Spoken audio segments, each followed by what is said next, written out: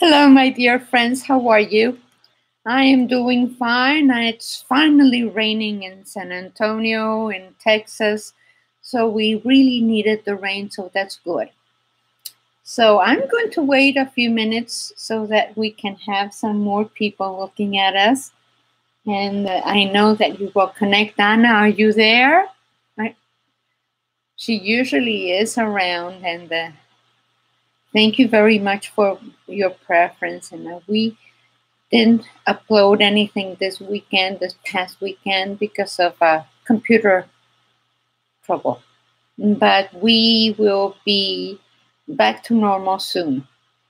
And today we're going to be talking about something very important.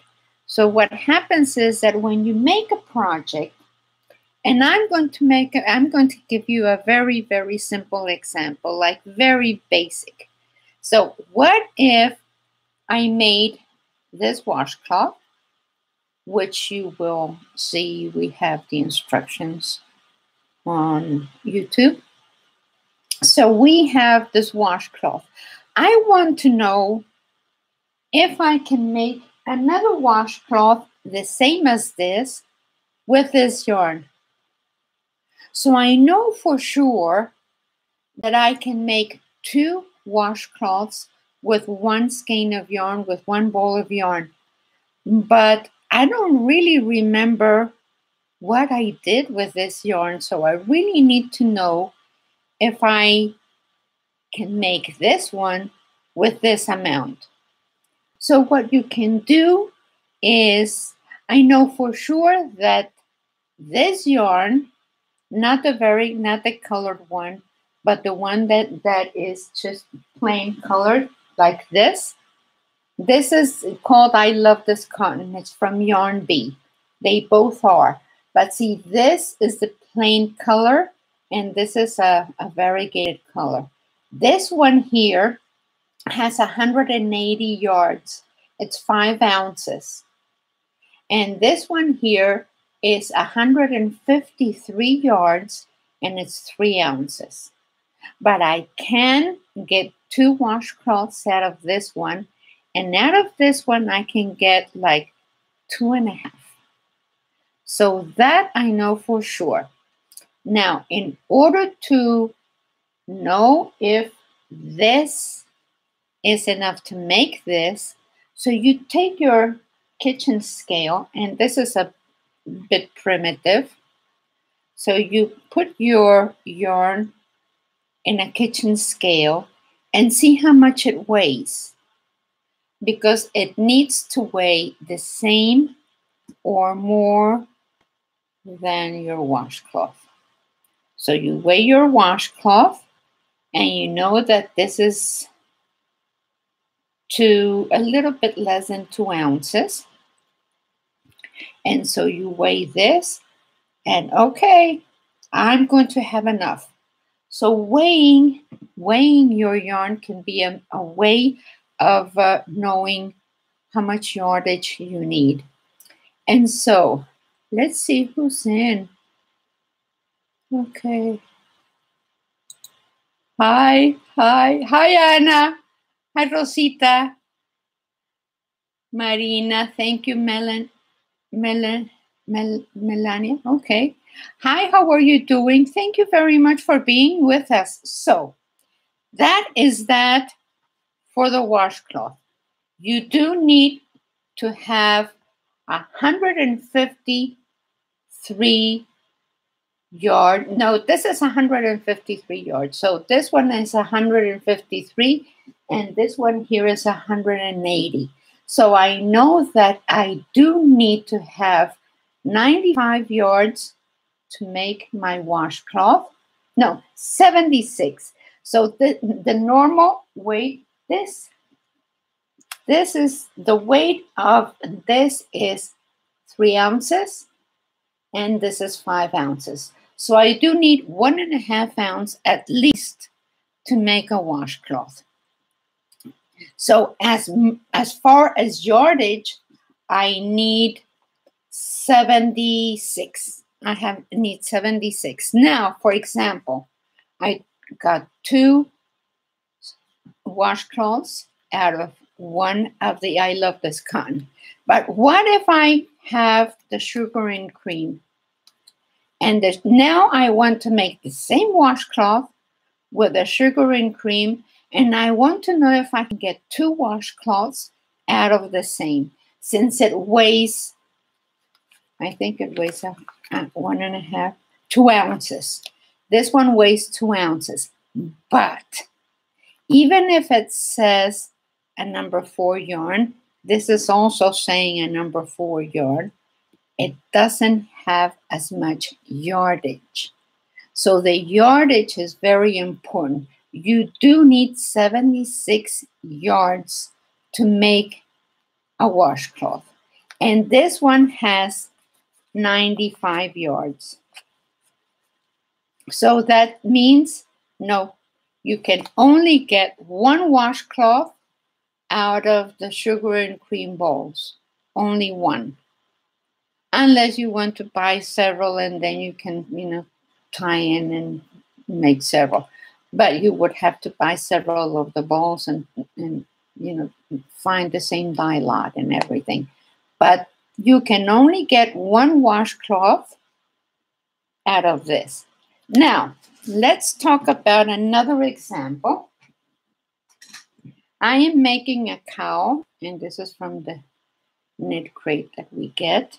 So I'm making a cowl, and I can go and weigh how much it weighs. So, okay, I go and put it in my kitchen scale, and I know it weighs 6 ounces.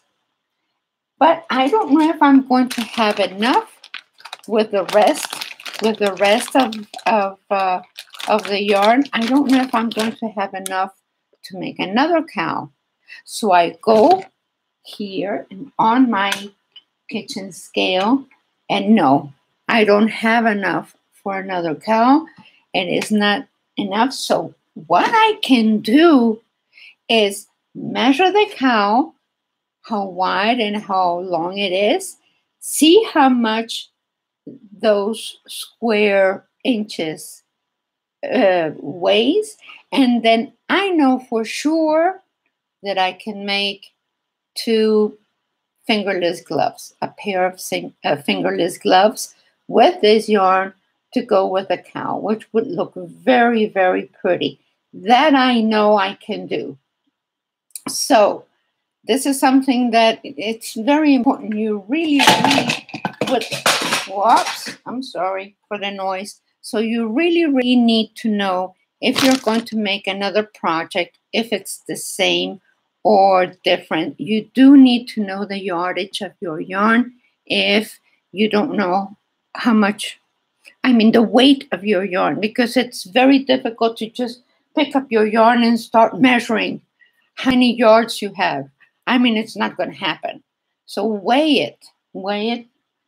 I knitted this cowl with 2 strands knitted together.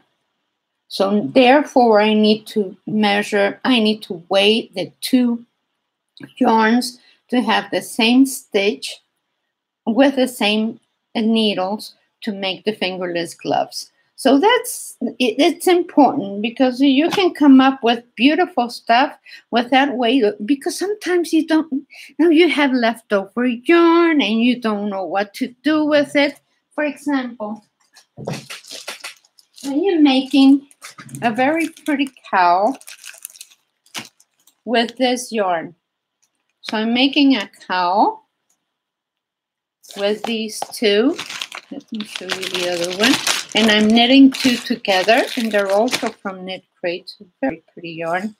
So I am making a cowl with a size 10.5 needles, knitting these 2 together, and I'll make a pattern for you to see. But of course, I know the yardage, I know how much it weighs, and I think I can make another cowl with the rest, because this is not going to be as long as the other one. Now, if I don't want to do the same thing, because I usually do not repeat the same thing twice, it's just not creative. So I know that I can make the cowl and a hat and fingerless gloves. So I can make the cowl to go around my neck. It's going to go like this with big buttons. And I can make the hat to go with it, or the gloves. And I could make all three. I don't know how much weight I'm going to have left over after I make the cowl.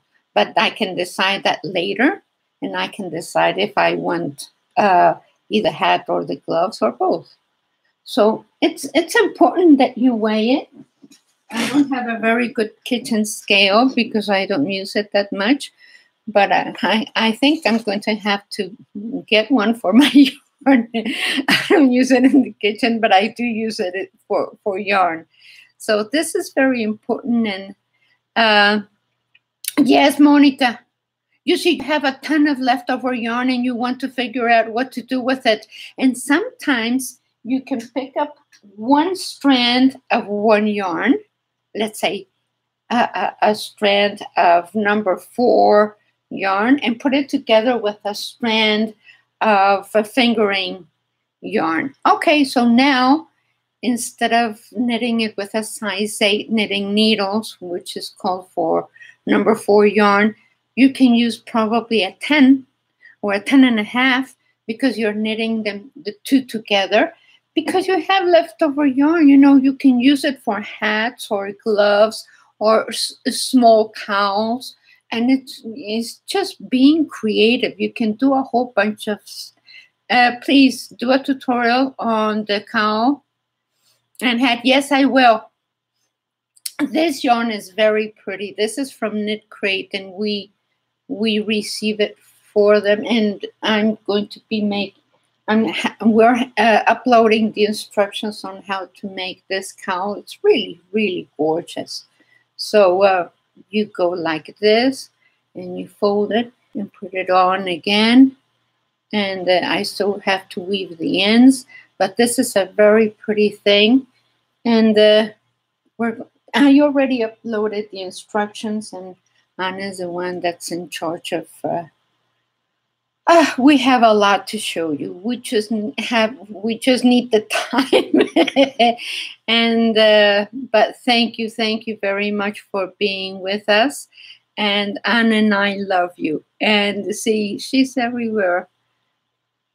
Yeah. So see. Thank you very much. And we have information about Knit Crate in our page. And they have very pretty yarn, and we're using a lot of the Red Heart also. And they also have come up with very pretty yarn. So I have a lot of yarn, and I keep buying, and I keep getting. But it's my addiction. What can I do? It's if everything was like this, life and the world would be a better place. Okay, thank you very much, and I love you all, and I will see you next Wednesday, and thank you very much. Thank you.